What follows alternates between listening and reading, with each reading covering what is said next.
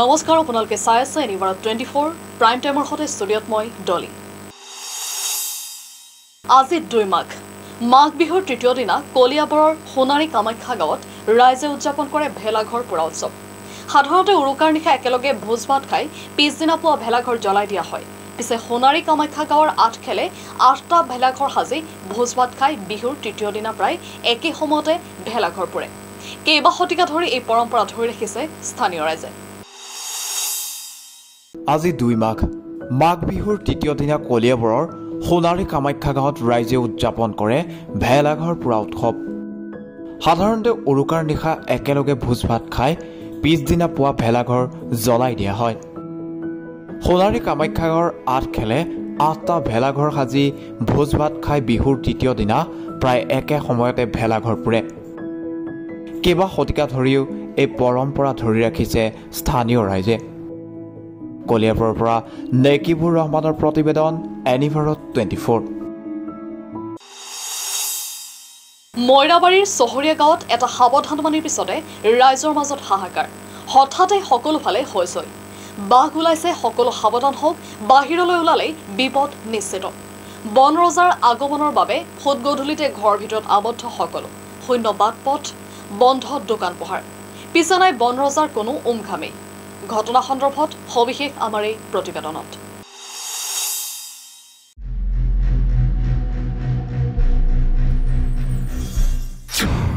সাৱধান, বাহিৰলৈ নোলাব, বাঘ আহিছে।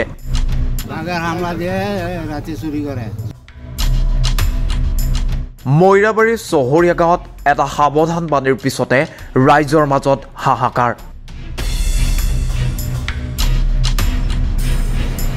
হঠাৎ সকলো ফালে হৈছৈ বাঘ ওলাইছে, সকলো সাৱধান হওক, বাহিৰলৈ ওলালে বিপদ নিশ্চিত। সন্ধিয়া হ'লে বাঘৰ নামত আতংক। বন ৰজাৰ আগমনৰ বাবে ফুট গধূলিতে ঘৰৰ ভিতৰত আবদ্ধ সকলো, শূন্য বাট পথ, বন্ধ দোকান পোহাৰ, পিছে নাই বন ৰজাৰ কোনো উমঘামেই নাই। বন ৰজা আহিল শিয়াল, পিছে আপুনি মই ভবাৰ দৰে জংঘলৰ পৰা অহা নাই শিয়াল। ৰাইজক বাঘ অহাৰ ভুৱা খবৰ বিয়পাই শিয়ালৰূপী চোৰৰ মাষ্টাৰ প্লেন। বাঘৰ ভয়ত গাঁওবাসী ঘৰে ঘৰে সোমাই থকাৰ সুযোগতে চোৰে মইৰাবাৰীৰ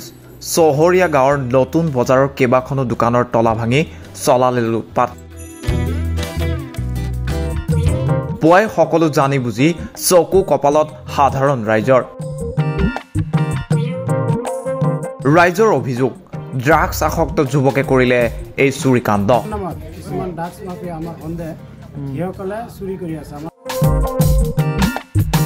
সোধপোছ কৰক ড্ৰাগছ আসক্তক, উৰহীৰ ওলাই পৰিব।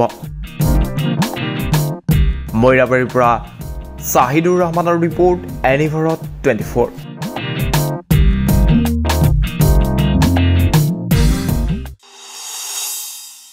মিথ্যাচাৰ নে দায় সৰাৰ চেষ্টা,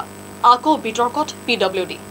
কিয় চকুমুদা কুলিৰ ৰূপত মুখ্য অভিযন্তাৰ কাৰ্যালয়, লোক নিৰ্মাণ বিভাগৰ চকুত ধূলি দি ভুৱা তথ্যৰে কেনেকৈ হাইলাকান্দিৰ 3 ঠাইৰ Jagannath community hall and skill চেণ্টাৰৰ গৃহ নিৰ্মাণৰ ঠিকা লাভ কৰিবলৈ সক্ষম হ'ল AZ কনষ্ট্ৰাকশ্যন এণ্ড কনচালটেন্সিৰ স্বত্বাধিকাৰী নোমান আহমেদে। সবিশেষ লৈ আমাৰ এই প্ৰতিবেদন।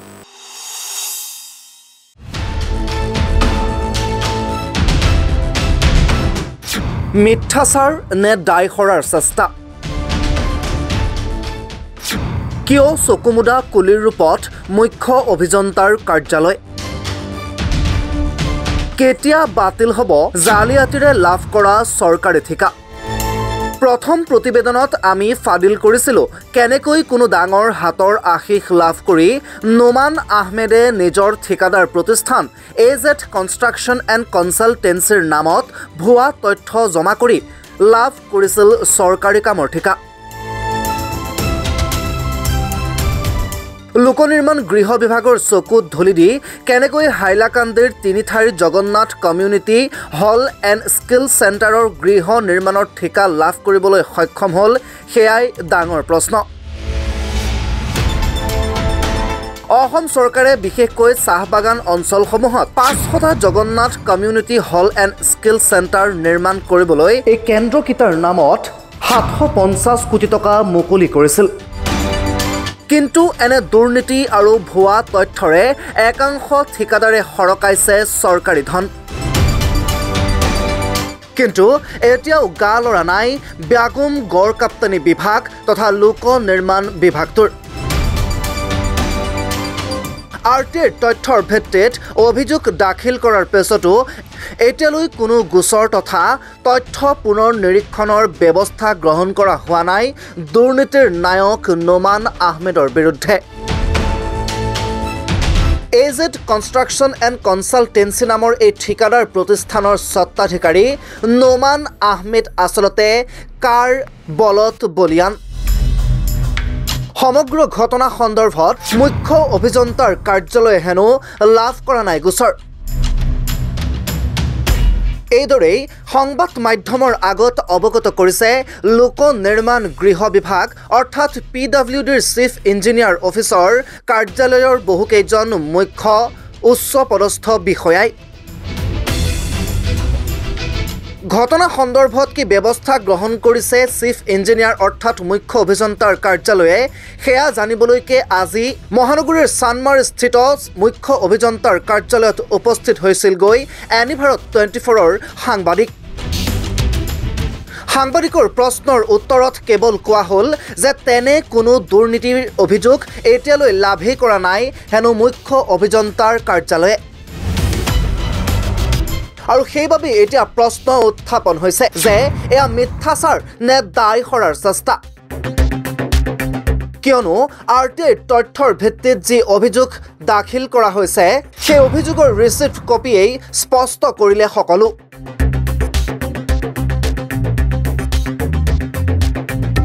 এন আহমেদক ৰক্ষণাবেক্ষণ দিয়াৰ চেষ্টা নেকি গড়কাপ্তানি তথা লোক নিৰ্মাণ বিভাগৰ। জুলুঙাৰ মেকুৰীৰ লগতে ব্যাগুম বিভাগটোত থকা ডাঙৰ ৰৌ বৰালিৰ গোপন অংক ওলাই পৰাৰ ভয়তেই এইদৰে এতিয়া সাংবাদিকৰ প্ৰশ্নত গা এৰা মন্তব্য দিছে নেকি মুখ্য অভিযন্তাৰ কাৰ্যালয়ৰ উচ্চ পদস্থ বিষয়াই। কি ৰহস্যৰ বেহুত আবদ্ধ সঁচা তথ্য।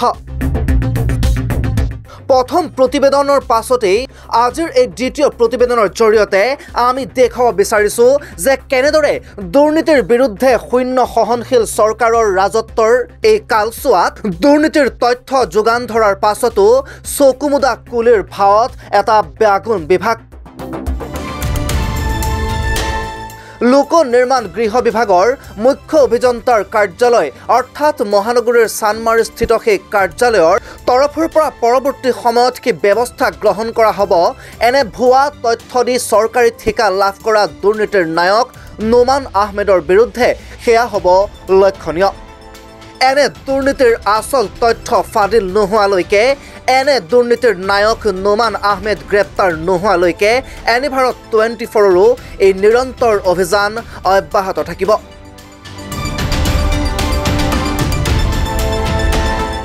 নিউজ ডেস্ক ৰিপৰ্ট এনিভাৰত 24।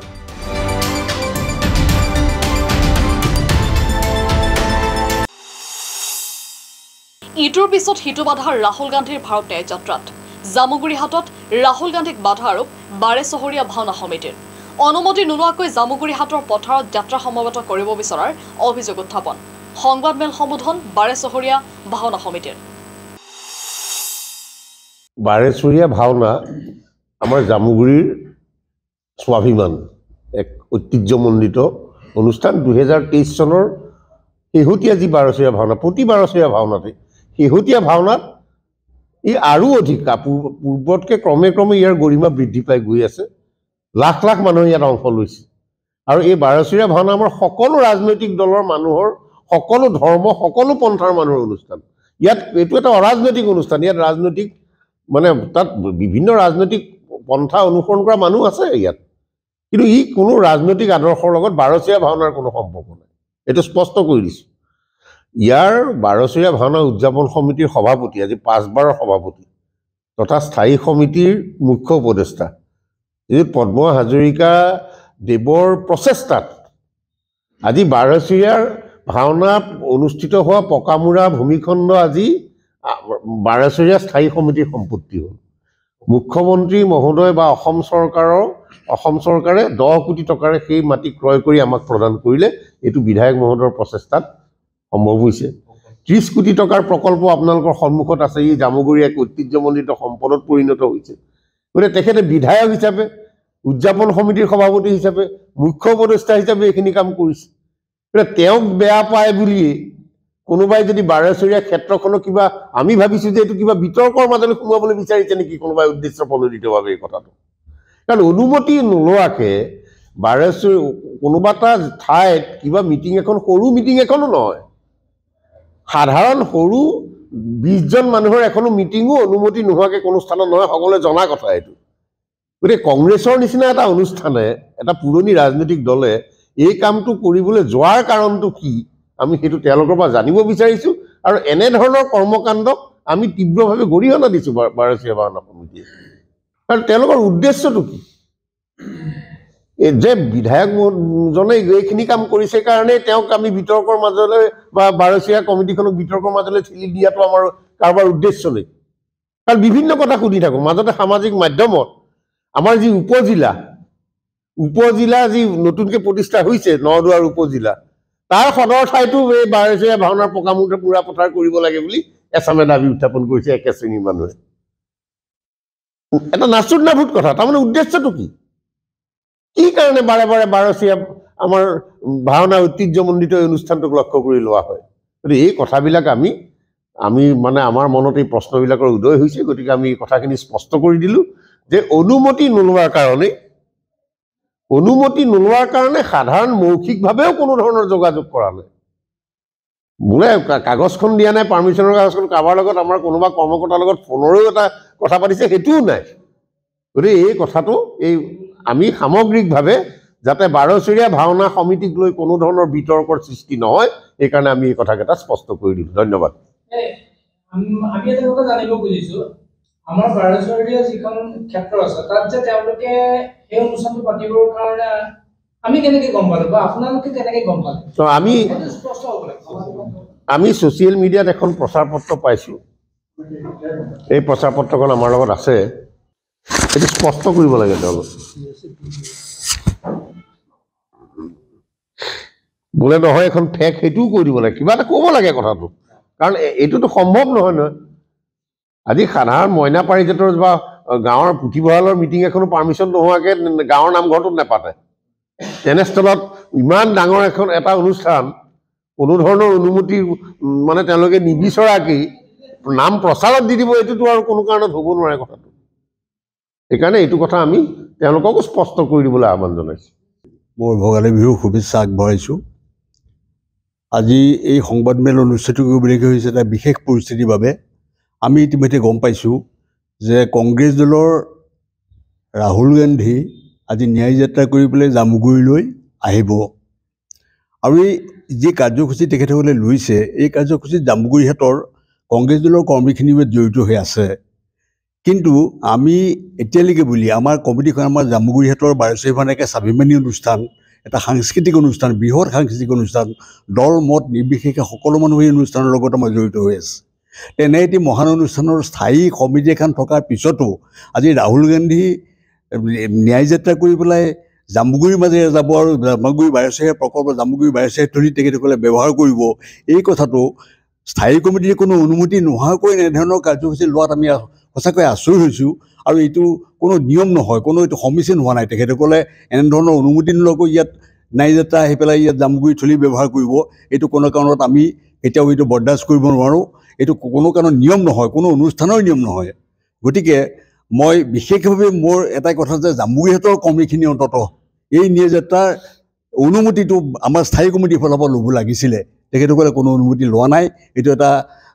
বৰ সমীচীন হোৱা নাই আৰু ইয়াৰ উত্তৰ তেখেতসকলে দিব লাগিব আমাক এটা সময় আহিব যিটো সময়ত তেখেতসকলে উত্তৰ দিব লাগিব আমাক যে কি কাৰণে এখন বৃহৎ স্থায়ী কমিটি থকাৰ পিছতো এনে এটা অনুষ্ঠানৰ জামুগুৰিহাটৰ যি স্বাভিমানী অনুষ্ঠান জামুগুৰিহাটৰ সাংস্কৃতিক অনুষ্ঠান এই অনুষ্ঠানৰ কোনো অনুমতি নোলোৱাকৈ ইয়াত ন্যায় যাত্ৰা কৰি পেলাই কোনোবাই ইয়াত আহি ব্যৱহাৰ কৰিব এইটো কথা কোনো কাৰণত সহ্য বোকাখাটত বাঘৰ আতংক বোকাখাটৰ ধনশিৰি মুখত বাঘৰ আক্ৰমণত 4টা মহৰ মৃত্যু হয় পুৱতি নিশা বিকুধন কাৰং নামৰ লোকজনৰ মহৰ খুঁটিত বান্ধি থোৱা অৱস্থাৰ পৰা বাঘে আক্ৰমণ কৰি হত্যা কৰে মহকেইটা উল্লেখযোগ্য যে বিগত 2 সপ্তাহত 14টাকৈ পশুধন বাঘে হত্যা কৰাৰ বাতৰি লাভ কৰা হৈছে স্থানীয় ৰাইজে বন বিভাগক বাৰম্বাৰ ব্যৱস্থা গ্ৰহণৰ বাবে অনুৰোধ জনোৱাৰ পিছতো বিভাগৰ পৰা কোনো ধৰণৰ সহায় নোপোৱাত ক্ষোভিত হৈ পৰিছে স্থানীয় ৰাইজ বোকাখাটৰ ধনশিৰি মুখত বাঘৰ আতংক বাঘৰ আক্ৰমণত মৃত্যু 4টাকৈ মহৰ পুৱতি নিশাই বিকুধং কাদং নামৰ লোকজনৰ মহৰ খুঁটিত বান্ধি থোৱা অৱস্থাত বাঘে আক্ৰমণ কৰে মহকেইটাক বিগত 2 সপ্তাহত 14টাকৈ পশুধন বাঘে হত্যা কৰে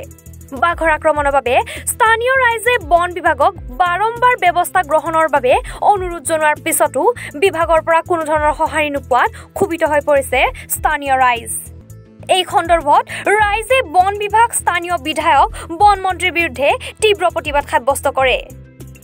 বিভাগৰ নিৰ্লিপ্ত ভূমিকাৰ বাবে আতংকত দিন অতিবাহিত কৰিব লগা হৈছে স্থানীয় ৰাইজে মূল ভঁৰাল বুলি ক'লেও ভুল কোৱা নহয় আৰু এই অঞ্চলত পশুপালক বহু আছে ধৰক আমাৰ সকলো জনগোষ্ঠীয় মানুহৰে ইয়াত পশুধনৰ মূল আহিলা হিচাপে জীৱন জীৱিকাৰ কাৰণে তেখেতসকলে পালন কৰে আৰু যোৱা 2 সপ্তাহমান ধৰি এপাল বাঘ মানে মাকে পোৱালিয়ে 4-5টা মান হ'ব আৰু ডাঙৰ বাঘো 2-এটা মতা বাঘ ঘূৰি ফুৰিছে আৰু এয়া আজি 4টা মহ মৰাকে ধৰি প্ৰায় 14টা পশুধন ইতিমধ্যে এই 2 সপ্তাহৰ ভিতৰত বাঘে আক্ৰমণ কৰি মাৰিছে আৰু আমি বাৰম্বাৰ কৈ আছো যে যিসুবা হাবিত সোমাই আছে মাকে পোৱালিয়ে বাঘ ফৰেষ্ট ডিপাৰ্টমেণ্টত কৈ আছো কেবাখনো দৰখাস্ত দিলো কেবাখনো স্মাৰক পত্ৰ দিলো আমি মিটিং মাটাং কৰিলো ডিএফও ৰেঞ্জাৰ সকলোকে লগ কৰিছো আৰু কৈছো যে হাতী আনি আপোনালোকে যি ফটকা লাগে আমুক লাগে লৈ আপোনালোকে খেদি দিয়ক বাঘকিটা জল কাজিৰঙাৰ ভিতৰলৈ গুচি যাওক বাঘকিটা গুচি গ'লে ইয়াত কিয়নো দৈনন্দিন ইয়াত পিকনিক খাবলৈ বহু মানুহ আহি আছে খ মানুহ আৰু আমাৰ সৰিয়হ মাটিমাহ আমুক তামুক খেতি পথাৰ কাম গৰু মহৰ চৰুৱা মানুহ দৈনন্দিন ঘূৰি ফুৰিছে আমি এতিয়া স্পষ্ট হৈ গৈছো বোকাঘাটবাসী হিচাপে যে এইখন চৰকাৰে কাজিৰঙাৰ লগত ষড়যন্ত্ৰত লিপ্ত হৈছে আৰু সমগ্ৰ বোকাঘাটখনক বনাঞ্চল ঘোষণা কৰাৰ এটা সম্পূৰ্ণ ব্লুপ্ৰিণ্ট তেখেতসকলে তৈয়াৰী কৰিছে আৰু এই ষড়যন্ত্ৰত সম্পূৰ্ণৰূপে হিমন্ত বিশ্ব শৰ্মা চৰকাৰ লিপ্ত হৈছে বুলি আমি ক'বলৈ বাধ্য হৈছো বোকাখাটৰ পৰা সদীপ পানিকা ৰিপৰ্ট এনি ভাৰত 24 এপিএছচি কেলেংকাৰীৰ দ্বিতীয় পৰ্যায়ৰ জেৰা আৰম্ভ এছআইটিৰ প্ৰথম পৰ্যায়ত চলিছিল 25গৰাকী ৰাজপত্ৰিত বিষয়াৰ ওপৰত জেৰা ফৰেন্সিকলৈ হস্তাক্ষৰৰ নমুনা ইতিমধ্যে প্ৰেৰণ কৰিছে প্ৰত্যেকজন বিষয়াৰ জালিয়াতি ধৰা পৰিলে আৰু অধিক বিষয়া গ্ৰেপ্তাৰৰ সম্ভাৱনা আছে বুলি জানিব পৰা গৈছে নগাঁৱৰ সদৰ সমষ্টিৰ বিধায়ক ৰূপক শৰ্মাৰ ব্যতিক্ৰমী পদক্ষেপ নগাঁৱৰ অনাথ শিশু কিশোৰী যুৱতীসকলক দেখুৱালে ভোগালী মেলা নেহেৰুৱালীত নিৰ্মাণ কৰা অস্থায়ী জনজাতীয় ঘৰসমূহকো কৰালে চিনাকি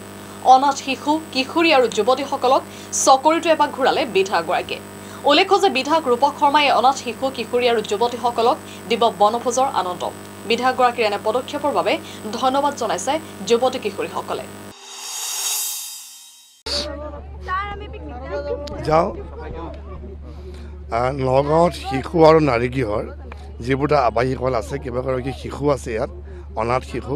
তেওঁলোকক সদায় বিহুৰ জলপানটো আমি একেলগে খাওঁ আৰু তেওঁলোকে যেতিয়াই যাওঁ কয় যে পিকনিক যাব লাগে ফুৰাবলৈ নিব লাগে সদৌ নগাঁও ভোগালী বিহু 111তম বৰ্ষ চলি আছে তাৰ বিভিন্ন আমাৰ প্ৰদৰ্শনী হৈছে মেলা হৈছে বিভিন্ন খেলৰ সামগ্ৰীসমূহ আহিছে আৰু তালৈ আজি তেওঁলোকক নিমন্ত্ৰণ কৰা হ'ল আজি তেওঁলোক আহিছে আমি একেলগে আমি ঘূৰিছোঁ একেলগে তেওঁলোকৰ লগত আজি যিকে আনন্দ কৰিছোঁ আৰু পিছত এবাৰ আমি একেলগে এসাঁজ আজি খাম খাই পেলাই তেওঁলোকক আকৌ তেওঁলোকে তালৈ ঘূৰি যাব পিছত তেওঁলোকে মোক এটা পিকনিকৰ কথা কৈ আছে আমি একেলগে এসাঁজ পিকনিকো হয়তো আমি খাম কাৰণ প্ৰতি বছৰ আমি কৰোঁ মোৰ এটাই কথা যে অকণমান তেওঁলোকে মুকলি এটা মন বিচাৰে অলপ ফুৰিবলৈ আনন্দ বিচাৰে আৰু সেই আনন্দকণ দিবৰ কাৰণে প্ৰয়াস কৰিছোঁ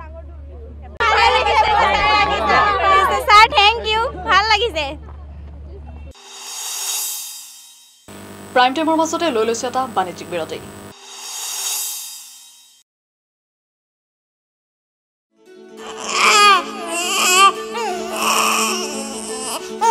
অভিনন্দন আপোনাৰ এজনী ছোৱালী জন্ম হৈছে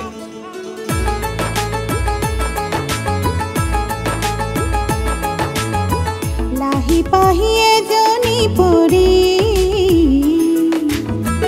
আহিলে ঘৰখন উজলি বেটি বচাও বেটি পঢ়াও বেটি বচাও বেটি পঢ়াও বেটি বচাও বেটি পঢ়াও পুনৰ উভতি আহিছোঁ প্ৰাইম টাইমলৈ ভুৱা নাৰ্ছিং প্ৰশিক্ষণ চলাই আটক স্বামী স্ত্ৰী ডেৰগাঁৱৰ ছুপাৰ মাৰ্কেটস্থিত সংগীতা নাৰ্ছিং প্ৰশিক্ষণ কেন্দ্ৰত উত্তপ্ত পৰিস্থিতি ভুৱা নাৰ্ছিং প্ৰশিক্ষণ কেন্দ্ৰ চলোৱাৰ অভিযোগ অমল বৰা আৰু সংগীতা বৰা নামৰ স্বামী স্ত্ৰীৰ বিৰুদ্ধে ANM প্ৰশিক্ষণ দিয়াৰ নামৰ পেৰামেডিকেলৰ প্ৰশিক্ষণ দিয়াৰ অভিযোগ প্ৰশিক্ষণ কেন্দ্ৰটোৰ ৰেজিষ্ট্ৰেশ্যন নম্বৰো অবৈধ বুলি অভিযোগ উত্থাপন হৈছে ইতিমধ্যে প্ৰশিক্ষণৰ নামত যুৱতীৰ শৰীৰ স্পৰ্শ কৰাৰ ভয়ংকৰ অভিযোগ উত্থাপন হৈছে অমল বৰাৰ বিৰুদ্ধে বৰ্তমান ডেৰগাঁও আৰক্ষীৰ জিম্মাত দুয়োগৰাকী স্বামী স্ত্ৰী